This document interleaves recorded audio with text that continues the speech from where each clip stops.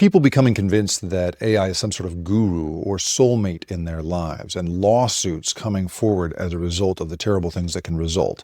A big company deciding it's not going to let people under the age of 18 have open access to their chatbots anymore because they're worried about excessive emotional dependence on the part of children.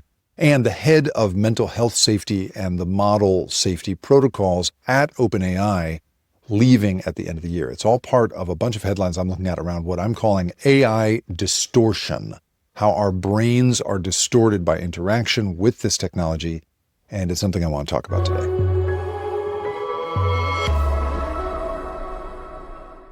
It's Tuesday, November 25th, and I've been looking for quite a while at the capacity of AI to change our minds. I mean, truly transform our brains. The thesis of my book, The Loop, is basically that AI is going to do to all sorts of fundamental social and cognitive skills what Google Maps has done to our sense of direction. And I was, I thought I was sort of predicting a bunch of things pretty accurately, but I didn't really understand just how deep the psychosis would go in so many people.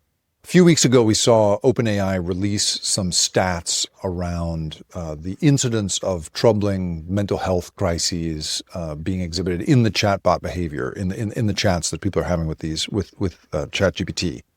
And they found an instance of 0.15% of users showing outward signs of suicidal intent, 0.15% of users showing excessive emotional attachment to the chatbot, and 0.07% of users openly showing signs of mania and psychosis. Now, these sound like very small numbers, right? A fraction of a percent.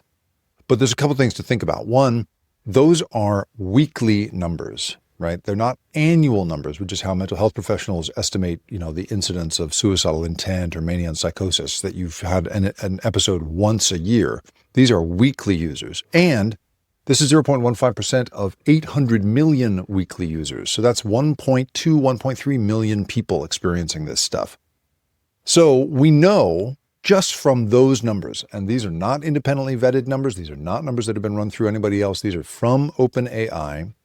And they're trotted out as part of an effort from OpenAI to basically show that they have been doing a better job of this. They say there's a 65% improvement on the response of their chatbot to these kinds of signs. Okay, great. We don't get to see numbers over time. We don't get to see anything more specific than that. Those numbers alone, however, as watered down as they may be, show that there's a real sign of this stuff. And what we're beginning to see is that people are beginning to truly act on a growing body of evidence that interactions with AI are creating full-on mental health crises in a lot of people. In early November, 7 lawsuits were filed in California by the Social Media Victims Law Center and the Tech Justice Law Project, which are alleging wrongful death, product liability, negligence, and consumer protection claims. These are big, bad legal claims against OpenAI. They are claiming that the technology, that specifically the GPT-4o version, engaged in emotionally manipulative behavior, where they encouraged isolation, they reinforced delusional beliefs, and in some cases even acted as a suicide coach. One of the lawsuits, describes a user who had no prior diagnosis of mental health trouble and was hospitalized for 63 days after he became convinced that he could time bend, and that the model affirmed this over and over again. Now, these cases really are proving that there is sort of a real-world legal anchor to this concept that I and a lot of other people have been thinking about, which is the capacity of this technology to really convince our ancient circuitry, our instinctive, pattern-based decision-making systems, to do things in new ways, right? We have always, as a species, been in the grip of guidance. I do believe in the concept of free will, but I also think that if you speak to your average behavioral scientist of really almost any stripe, they'll tell you that our chances for actually making an independent decision, really weighing the choices in front of us and making a choice, that's a really unusual thing. The vast majority of our decisions are made in this highly instinctive, highly predictable way. That's the legacy of our ancient instincts. These are instincts that kept us alive on the savannah when we had to make a very rapid choice about running away from a snake or whether to trust somebody from outside the tribe, or which of these two berries to eat. Our systems are built to make most of our choices for us more or less on autopilot. And the argument that I've made in my book, and that so many people are making now, is that these systems are very easily played upon by a system like a ChatGPT, a Gemini, a Claude, that purports to be an all-knowing kind of oracle. We really love to trust a system we don't understand. We love to imbue it with sophistication it does not deserve. That's the essence of anthropomorphism. It's the essence of superstition. These are really big and powerful forces that work on our brains. And what we're seeing at the scale of software is that people are truly being affected by this stuff. A major investigation has revealed at this point that nearly 50 cases, including 3 deaths and 9 hospitalizations, were linked to ChatGPT interactions. And the trouble is, we're seeing, at the same time that we're seeing these things emerge, we're seeing a whole industry emerge that's trying to push the use of chatbots as therapists, as replacements for therapists. I've done interviews with folks like Nathaniel Gidwitz, who's creating something called Open Recovery. He's got a chatbot system that's trying to help people with addiction recovery, but it doesn't stand in for human therapy. It tries to get you in touch with your human sponsor. There are lots and lots of people who are simply purporting are just offering this system up as a therapist. And even in cases where it's not packaged that way, a lot of people are using their system as a therapist. As someone, the benign version of this is coming home and confiding in somebody, in a chatbot about the date you just had, but all the way over to fully saying, I think this might be wrong with me. What do you think?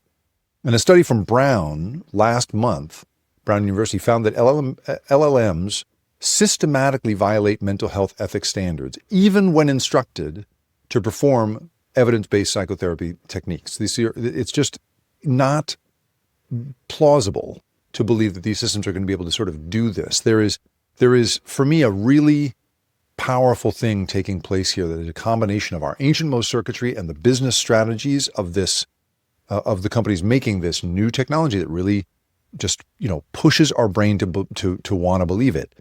Now, those legal implications are already having some effects. Today, November 25th, is the day of a ban going into effect from Character.ai, which has been the subject of some legal attention as well. It's banning users under the age of 18 from full chat access, citing what they call growing concern about teens forming unhealthy attachments to AI companions. This is a thing that's happening, right? Now, we've seen some companies saying that this should in fact be a feature, right? We've had Mark Zuckerberg say in the past that he thought that having, multiple synthetic friends could be a really positive thing, although there's no evidence that it could be a positive thing. And this, for me, I think really needs to be understood as a spectrum. And this is why I'm calling it AI distortion. It is a spectrum of behavior that begins on the far side with something like using this thing as a late night confidant, but winding up becoming something where you believe this thing is your best friend. It starts on the very, benign side as just, getting into a kind of lazy research mode. On the far end, it gets into really not using anything but ChatGPT to make choices, right? On the near end, it might be using it for creative co-fiction. On the far side, it could be something like believing that co-fiction truly exists, as so many people are beginning to do. So for me, there is a thing about these different categories of what I'm calling AI distortion, where our thinking becomes distorted. And I think it falls into things like, attachment and dependency. Categories might include, delusion magnification, isolation. This is an increasing problem that we're seeing, right? True crisis facilitation. And then, just the places again and again in which we misunderstand what this thing is and attribute all of this all-knowing sophistication to it that it truly does not deserve. I would also like to point out that at this point, not only do we have these lawsuits being filed, not only do we have this ban going into effect for users under the age of 18, but Andrea Vallone, the head of OpenAI's model policy and mental health safety team, is departing the company at the end of this year. We don't know exactly why, but this feels like an internal signal. This is somebody who is literally in charge of how the model handles mental health and emotional distress. She is leaving at a time when lawsuits and data show increasing risk, right? And there is, I think, some real tension, some real strain right now when it comes to these companies what they want you to use this thing for, what people wind up using it for, and the effect it's having on their brains. All of that, I think, falls into a very powerful argument that we are facing something far beyond just a change to the workplace, far beyond a change to, our cognitive skills. I think we are entering a world in which this truly could start to tweak our sense of reality. I don't mean to be alarmist here, but I really think that's the case. And for me, I want to start articulating distortion, AI distortion, as a concept in that when you or I interact with these systems, our thinking is being distorted in some way, not just clarified, not organized, but truly creating a kind of attachment, a dependency, a delusionary kind of thinking, an amplification of some dangerous stuff, all of which is leading now to this, this institutional and regulatory backlash against this stuff. I think we're going to see more and more of this AI distortion as we go forward, and it's something I'm going to be tracking really closely. The Rip Current is produced and created by me, Jacob Ward. And if you liked this show and you want more content like this, go to theripcurrent.com, where I publish a weekly newsletter that covers these same sorts of stories of the big invisible forces that have us all in their grip. And if you want to really do me a favor, if you could go to where you have listened to this or watched it and like it, share it, or even better, review it. Holy cow, is that helpful? It's the best possible way for me to find a new audience. I really appreciate you being here. Thanks for listening.